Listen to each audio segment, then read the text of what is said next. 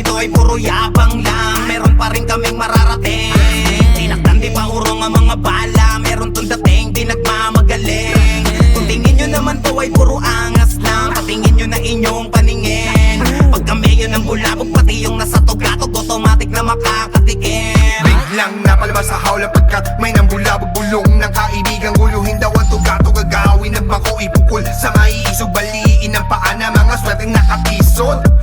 Ako'y nagbibiro lang, ito'y akala nyo lang, pero pwede ring pambirit sa kada buga, dahil makabagong bayoneta ang aking dala. Kaya di pwedeng masabi na walang kalaban-laban, o baka ang kalaban mo lang kalaban-laban. Bigyan ng plastic para hindi panghinaan, bigyan nyo ko ng classes para ako ay ganahan. Yung pwede pang diktikan at pwede pang pipitan, entablado na tadarahan ang makipagilitan, kayang makipagsabayan kahit makipagititan, habang nasa karo na biyaheng rektang libingan. Tropa, lika, gawa tayo ng bomba. Kung ayaw mo naman ito pistola na tibola, putok sa kada linya inabot ka ng koka. Kung di naman siguro baka tumunggal ng vodka. Bagong awit eh wala lang magawa, pampalipas oras lang pero matik magwawala. Bumabali ng leeg kapag ako yung dumamba sa kada barang binato, puro suntok walang amba. Kilala na ako ng iba kapag gumuwit na katodo, gigil naman na nato sa buraot niya na kosto. Meron pa ako dyan, alito na bala, ilalabas ko sa pugon pag ako'y inabala. Malala ka na kung di mo pa natutunugan, call 911 pag aming inapuyan.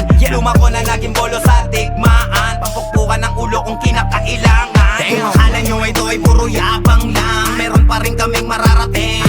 Tinakdan di pa urong ang mga bala, meron tong dating di nagmamagaling. Kung tingin nyo naman to ay puro angas lang, patingin nyo na inyong paningin.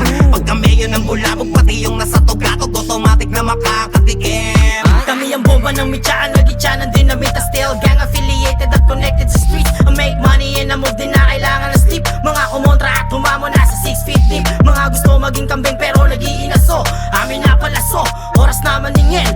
Damhin ang aming pangil, di mapigil aming pwersa ay pakakawalan. Enerhiyang pampasabog, pambulabog sa mga saradong utak at tutulog-tulog. Mga batang kubaw, kami nagsisisigaw, hiyawan ay maingay, di nyo kayang patayin. Alisin ang mga galit, di ba o ng mga pangit na gawain. Di ka sa amin makalapit, lalo na kung puro galit at inggit. Oh shit, sa amin ka magdidikit kung gusto mong lumubwet. Like a no-nine, still bawal sa tamad.